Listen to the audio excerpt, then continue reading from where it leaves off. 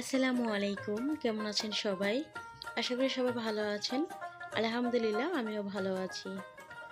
আবারও আপনাদের মাঝে নতুন একটা ভিডিও নিয়ে আসছি। তো আজকে আপনাদের মাঝে শুটকি ভর্তা শেয়ার করব আমি কিভাবে বানাই। আমার কাছে কিন্তু শুটকি ভর্তা বা ভর্তা জাতীয় খাবার খুবই পছন্দ। আর আমার চ্যানেলে বেশিরভাগ ভর্তা বা শুটকির আইটেম বা বাঙালি যে রান্নাগুলো এগুলো থাকে। তো আমি যে রেগুলার রান্নাগুলো করি তো এগুলো আপনাদের মাঝে শেয়ার করি। তো প্রথমে আমি এখানে কাঁচামরিচ, রসুন, পেঁয়াজ টেলে নিয়েছি পরিমাণ মতো। আর তারপরে ধনিয়া পাতা আমি টেলে নিয়েছি। এখন আমি শুটকিটাও টেলে নিয়েছি। তো শিলপাটাটা ভালোভাবে ধুয়ে পরিষ্কার করে নিয়েছি। এখন ভর্তাটা করে নিব। তো প্রথমে আমি এখানে যে রসুন, পেঁয়াজ আর কাঁচামরিচগুলো ছিল এগুলো ভালোভাবে বেটে নিব।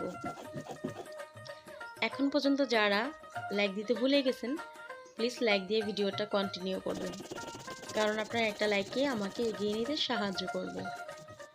তারপর আমি এখানে ধনিয়া পাতা দিয়েছি আর দিয়েছি লবণ পরিমাণ মতো। তো ধনিয়া পাতাটা এখন আমি ভালোভাবে বেটে নিব। তারপর শুটকি দিয়ে দিব। এভাবেই ভর্তাটা করা হয়। তো গরম ভাতের সাথে কিন্তু পুরো জমে যায় এই ভর্তাটা। তো আমরা বাঙালি, আমরা ভর্তা খেতে খুবই ভালোবাসি। অনেকে হয়তো শুটকি ভর্তা খেতে চায় না, কিন্তু আমরা শুটকি খুবই পছন্দ করি।